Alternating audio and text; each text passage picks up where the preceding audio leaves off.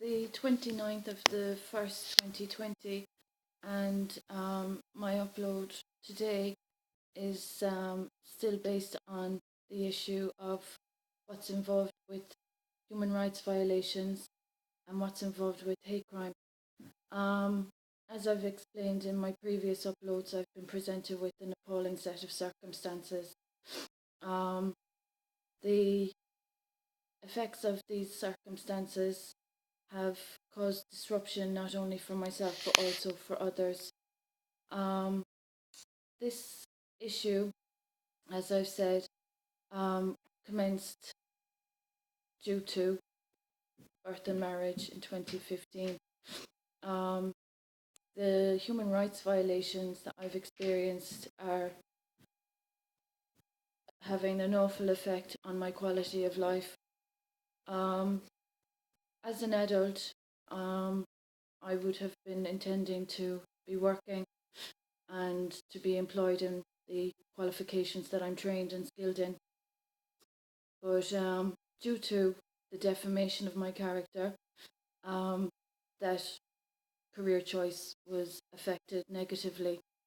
There have also been other opportunities that I would have been qualified for that have also been affected, and that's only one aspect of this issue. The other aspect is the very serious intrusions that I've also discussed since being married. There's been inviolability of my dwellings, and there's also been theft of my belongings, and that intrusion is, for someone to trespass into a person's home, it's not a comfortable feeling. But that's not the only intrusion that I've experienced. As I've said, I've had the experience also of theft of my belongings and my personal writings and my personal work and whatnot that I've, and very important, precious material and work that I cared for dearly. The issue with regard to the intrusion and inviolability of dwellings is a part to intruding upon a person's, private work and private feelings, thoughts and emotions. And that's another violation of privacy, or another aspect of the violation of privacy. A person's thought processes and emotions and feelings are personal and subjective and not for anyone else's, interest unless shared openly and willingly and honestly. The thing about it is, due to the theft of my personal work and other violations that have been involved in this situation of human rights violations, my personal opinions and thoughts and criticisms and positive perspectives about different aspects of my life experience have been intruded upon, misjudged, criticised, and ridiculed. So that's also been a part of all of this. And I think the theft of anyone's creative property or intellectual property, or any violations involving the intrusion of a person's personal privacy in any aspect of life, whether it's physical, as in the inviolability of dwellings, or whether it's mental, with the theft or violation of privacy of written work or whatnot, or any other means of violating a person's private opinions and perspectives. That's not the only violation of privacy that I've experienced. Since being married, people have taken huge liberties to involve themselves with regard to matters that are of no concern for them. I'm just wondering, from an objective perspective, and from an adult and mature perspective, if I was to walk into anybody's home and if I was to disrupt any of their personal belongings or thieve any of their personal belongings, or if I was to intrude upon a person's personal work, and if I was to intrude upon a person's marriage and assume without any, regard for the actual reality of the circumstances, I'm wondering how um, individuals would treat such a circumstance. So this situation has been quite horrendous and quite shameless, really. Um,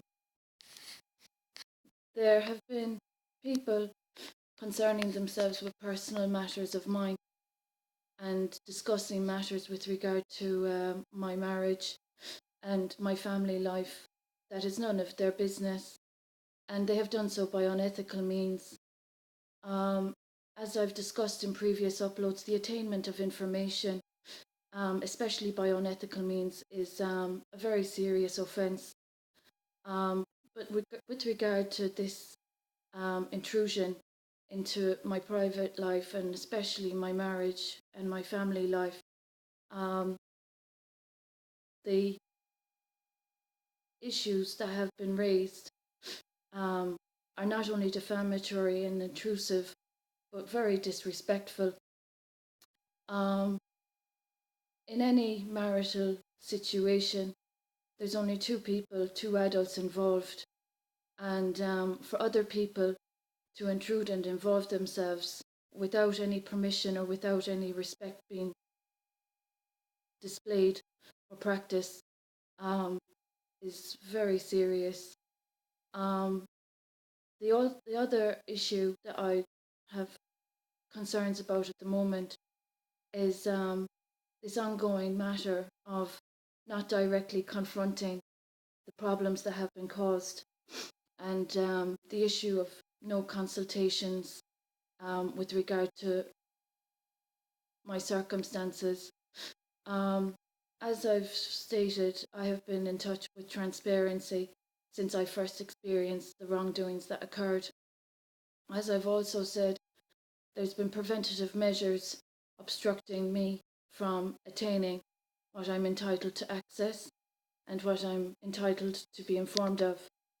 Um, so this has been ongoing for the past 2 years, and there are still individuals thinking that they're in a position to defame my character and to disrespect my privacy and my family life and my profession, and that's very offensive. Um, the issue that I take great exception to is that as a woman, a qualified professional that has been experiencing what I experienced over a decade ago, that involved a positive outcome as far as I'm concerned with regard to the recovery from that experience that I remember very clearly.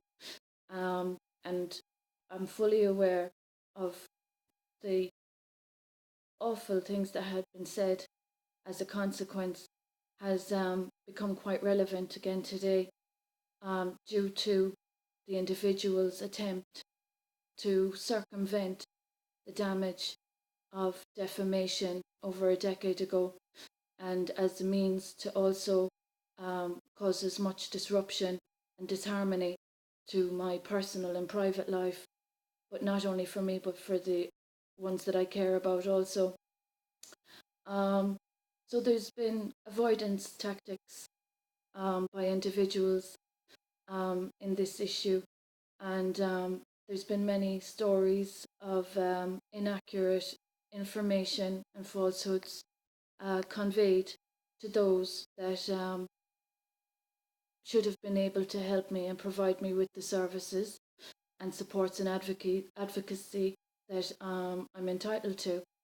But the spin doctors, as such, have continued in their efforts to twist the tales and turn the story to their perspective, and in an effort to avoid and confront the damages that they've done and the problems that they've caused.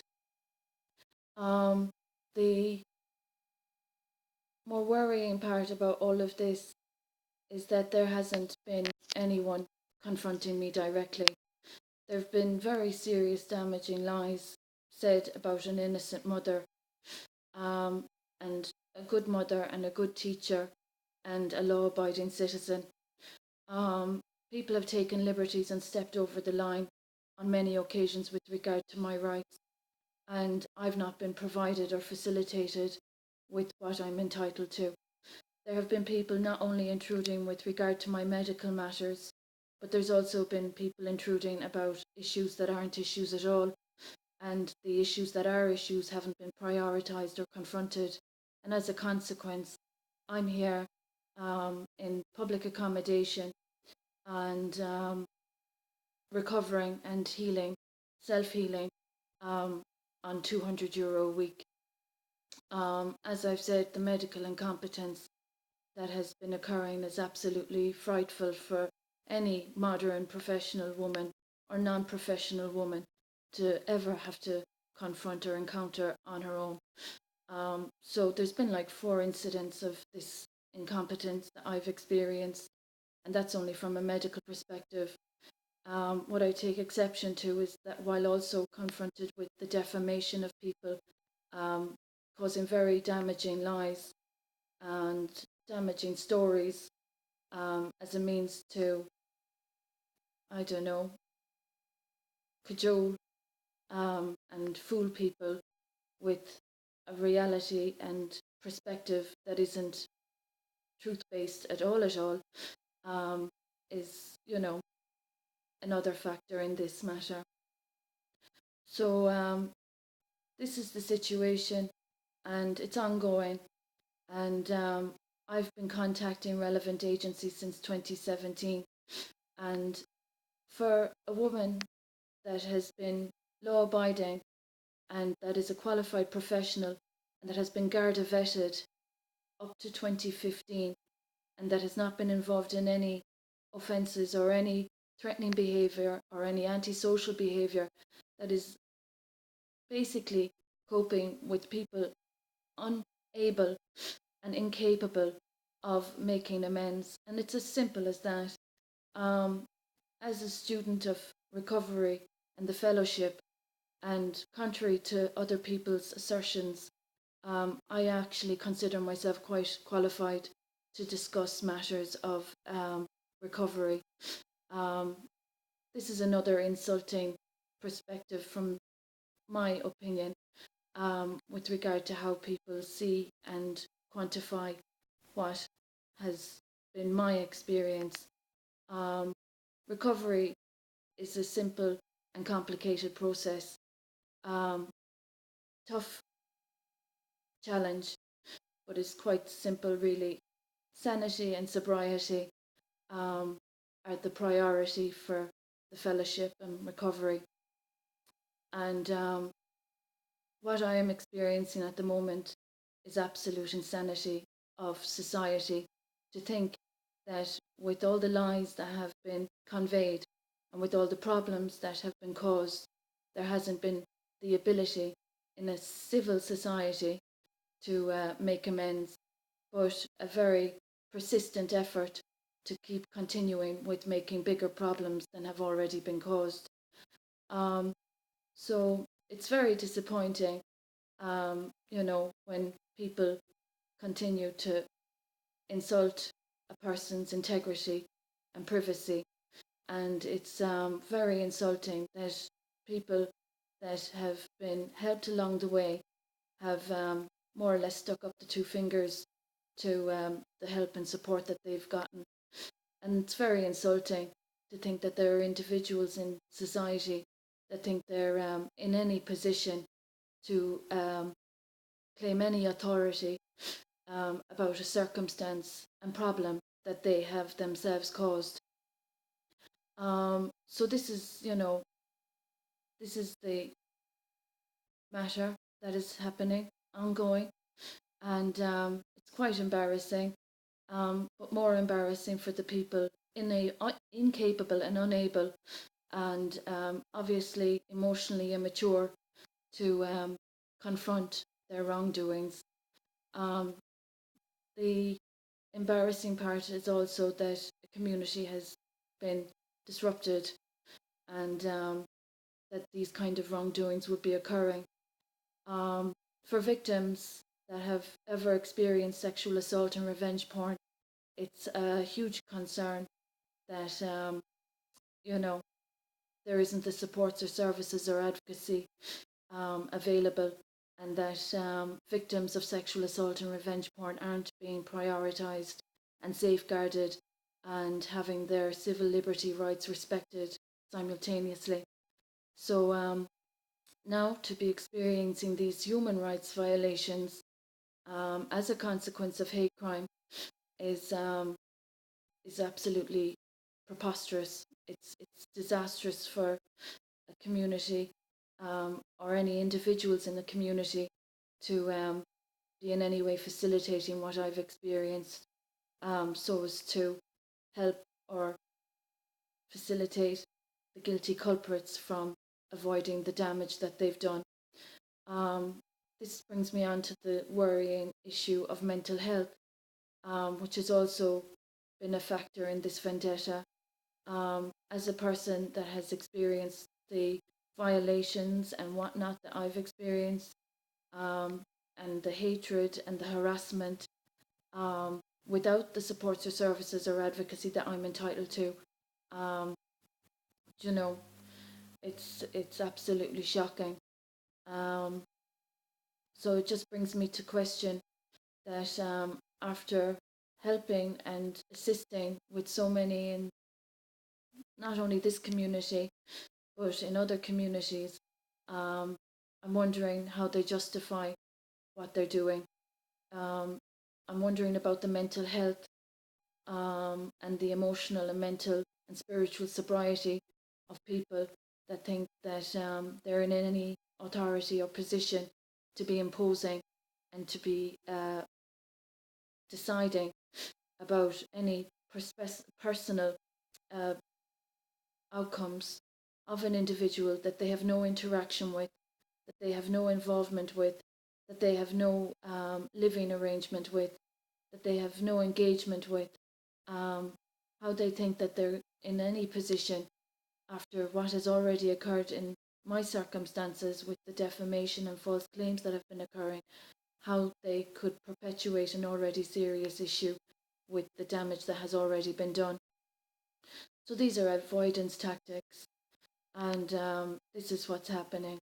I've not once been confronted or consulted about what's been occurring, and the wrongdoings, as I've said, have been reported to the Ombudsman. Um, as a citizen that has been law abiding, for me to be in this circumstance without the protection in society that any individual in my circumstance is entitled to is also another very serious matter, which, you know, perpetuates the concern not only for people reporting wrongdoings, but for victims of sexual assault, revenge porn, and for victims of hate crime. So I'm just wondering about the mental health of those people, and I'm wondering how, in any way, such injustice could ever be, supported or facilitated.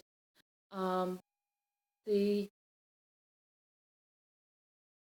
culprits I am aware of, and I find it, quite startling that, you know, how people sometimes don't change, and these playground tactics perpetrated by adults is nothing more than childish bullying, except in a more professional manner.